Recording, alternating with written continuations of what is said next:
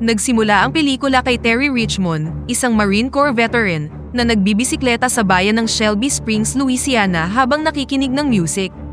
Nang hindi inaasahan, dalawang police officer na sina Marston at Steve Lan ay bigla siyang binangga gamit ang kanilang sasakyan at inaresto siya, kung saan iginiit nilang sinubukan niyang tumakas, nang sumenya silang huminto si Terry.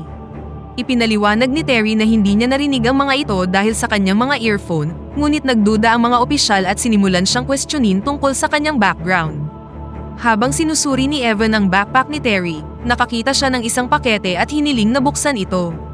Nang tumanggi si Terry, inaresto nila siya at tumawag para sa K9 unit.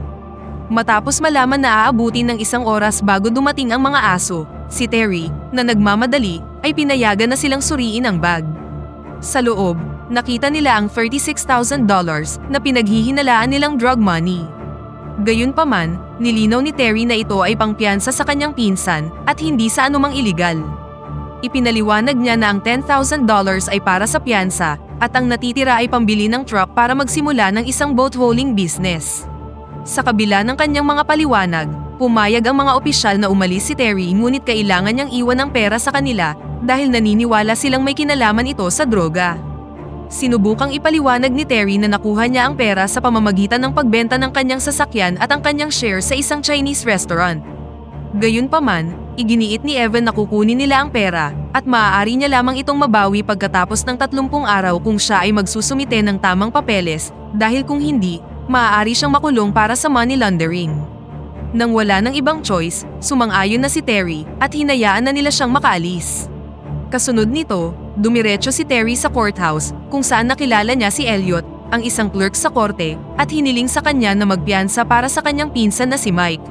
Sa kasamaang palad, nang wala ang kanyang pera, hindi makakatulong si Elliot at binanggit na hindi dala ni Terry ang kinakailangang pera.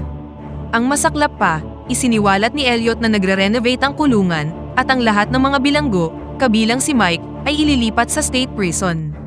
Bago umalis, iminungkahi ni Elliot na kausapin ni Terry si Summer McBride, isang junior court clerk na naglalayong maging isang abogado na maaaring makatulong sa kanya.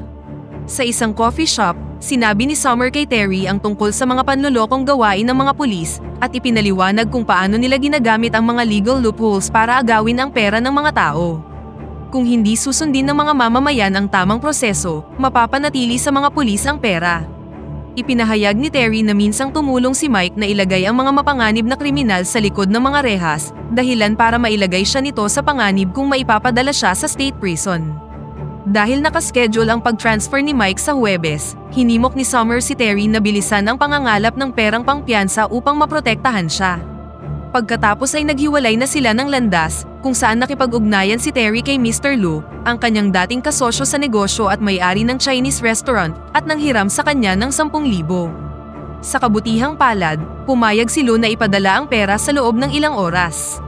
Nang gabing yun, ni-research ni Terry ang police department na umaresto sa kanya at nagpas siyang harapin sila sa susunod na araw. Kinabukasan, pumunta si Terry sa istasyon at inireport ang isang pagnanakaw kay Officer Jessica Sims. Nang tanungin ang detalye, inilarawan ni Terry ang mga sospek na kahawig nina Evan at Steve. Habang naghahain ng report, dumating si Steve at pinahinto siya, at ipinagpalagay na gumagawa lang si Terry ng kwento. Sa sandaling yun, pumasok si Police Chief Sandy Byrne, pinagtanggol ang kanyang mga opisyal, at inutusan si Terry na umalis. Sinubukan ni Terry na makipag-negotiate at inalok na hahayaan niya silang kunin ang karamihan sa kanyang pera kung ibabalik nila ang sapat na perang pangpiyansa ni Mike. Si Byrne, na natukso sa pera, ay sumang-ayon na sa deal. Bago umalis, hiniling ni Terry na makita si Mike bago siya ilipat, ngunit sinabihan lang siya ni Byrne na bumalik kinabukasan sa 9:00 ng umaga. Gayunpaman, nang dumating si Terry sa istasyon kinaumagahan, nalaman niyang umalis na ang boss na maghahatid kay Mike. You're 3 minutes late. We pulled up our schedule. Sa kagustuhang tulungan ng kanyang pinsan, sumakay si Terry sa kanyang bisikleta at hinabol ang boss, at sinabihan si Mike na humingi ng protective custody pagdating niya sa bilangguan. Sa paghahangad ng higit pang tulong, nakipagkita si Terry kay Summer sa likod ng courthouse, kung saan ibinunyag niyang na-uncover niya ang mga impormasyong magdadawit sa mga pulis, sapat na ebidensya para maaresto sila. Gayunpaman, nagbabala si Summer na involved dito ang judge, dahilan para maging mas komplikado ang sitwasyon. Dahil alam niyang nauubusan na siya ng oras, nagmamadaling umalis si Terry para kunin ang perang kailangan niyang ibigay kay Elliot. Bumalik siya sa police station at muling iminungkahi ang kanyang deal, ngunit tinanggihan ito ni Byrne at sinabing wala na itong saysay. Sa pagkadismaya, si Terry, isang dating Marine at trained sa close combat, ay pinabagsak sina Byrne at Steve at nilagyan sila ng handcuff gamit ang handcuff ni Jessica. Pinilit niya si Jessica na samahan siya sa property room kung saan nakahanap siya ng imbak ng mga armas at pera. Sa pananatiling tapat sa kanyang mga salita, kinuha lamang ni Terry ang $10,000 na kailangan para sa piyansa ni Mike at iniwan ang natitira. Matapos tanggalin ang bala sa baril ni Jessica, inutusan niya itong kumilos na parang inaaresto siya at kalmado siyang ipagmaneho palayo para hindi siya barilin ng mga armadong ranchers na nasa labas. Sumunod naman si Jessica at sinama si Terry gamit ang sasakyan ni Steve bago palihim na nag-issue ng police alert. Nagmamadaling pumunta si Terry sa courthouse at ibinigay ang pera kay Elliot sa tamang oras.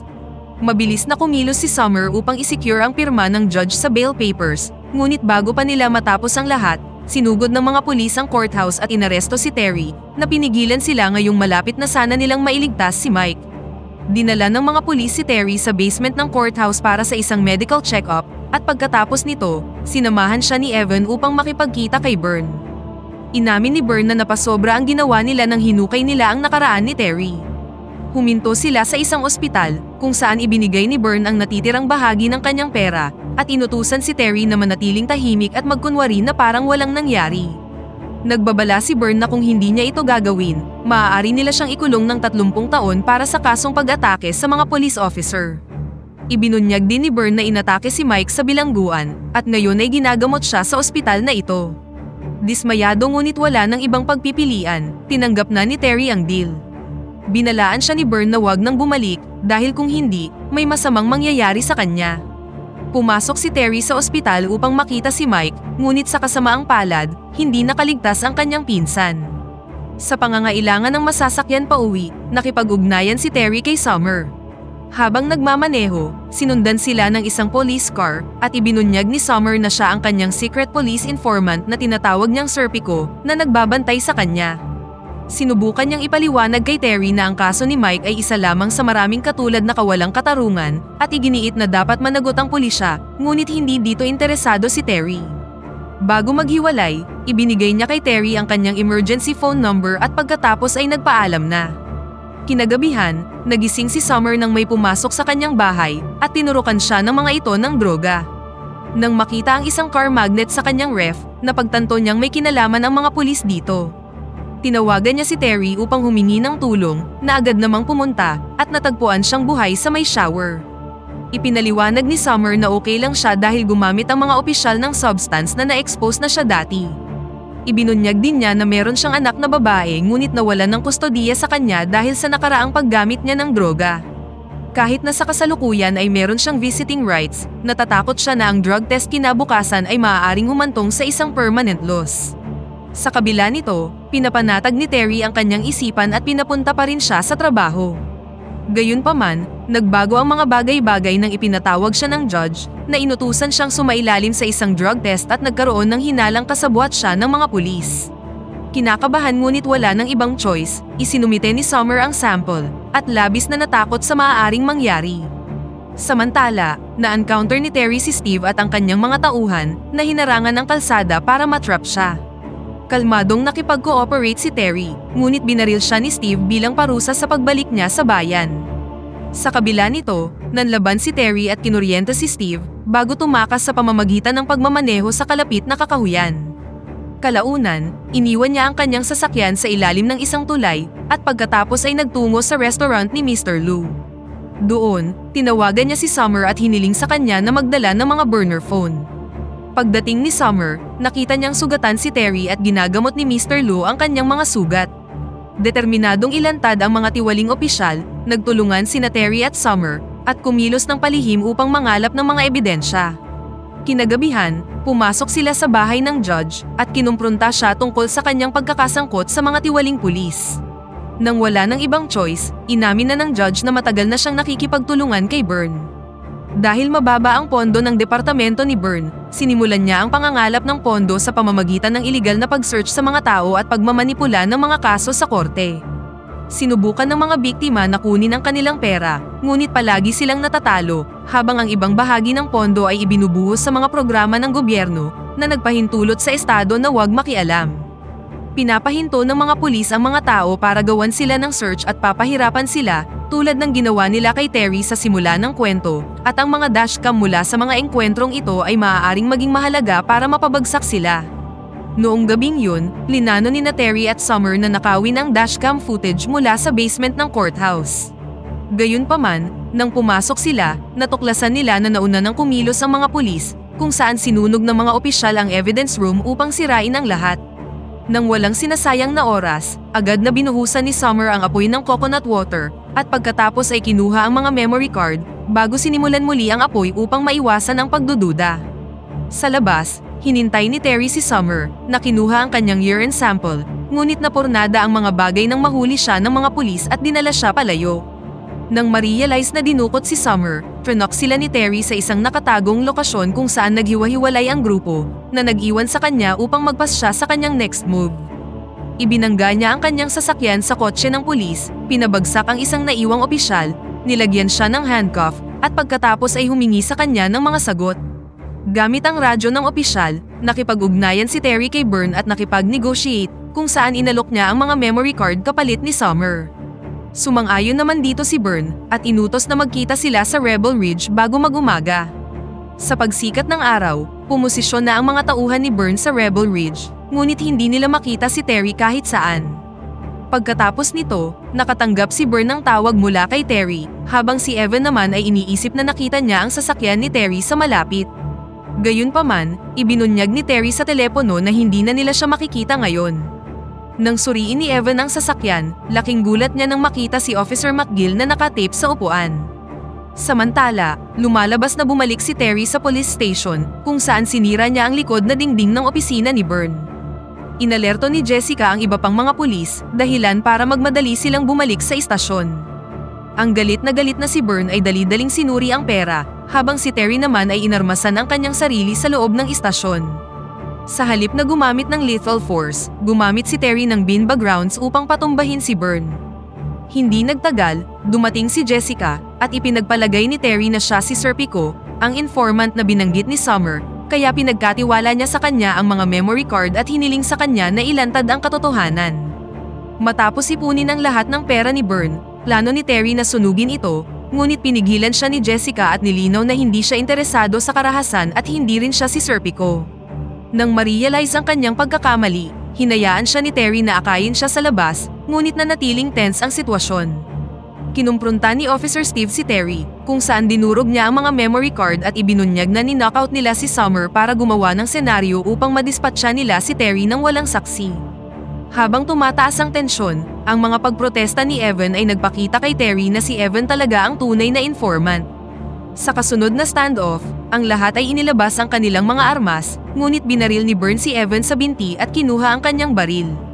Nang ibinaba ni Jessica ang kanyang baril, sinamantala ni Terry ang sandali upang makatakas kasama si Evan. Nagtago sila sa likod ng isang sasakyan at naghagis ng smoke grenade bilang cover. Hinikayat ni Evan si Terry na i-activate ang mga dashcam sa sasakyan upang makuha ang lahat, na magre-record sa loob ng 3 minuto. Gamit ang husay sa pakikipaglaban, pinatumba ni Terry ang mga pulis nang hindi gumagamit ng lethal force hanggang sa maabot niya si Steve.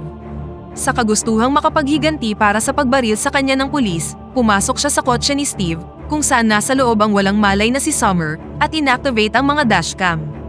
Habang nagmamaneho si Terry patungo kay Evan para sunduin siya, kumapit si Steve sa sasakyan at sinubukang makaakyat.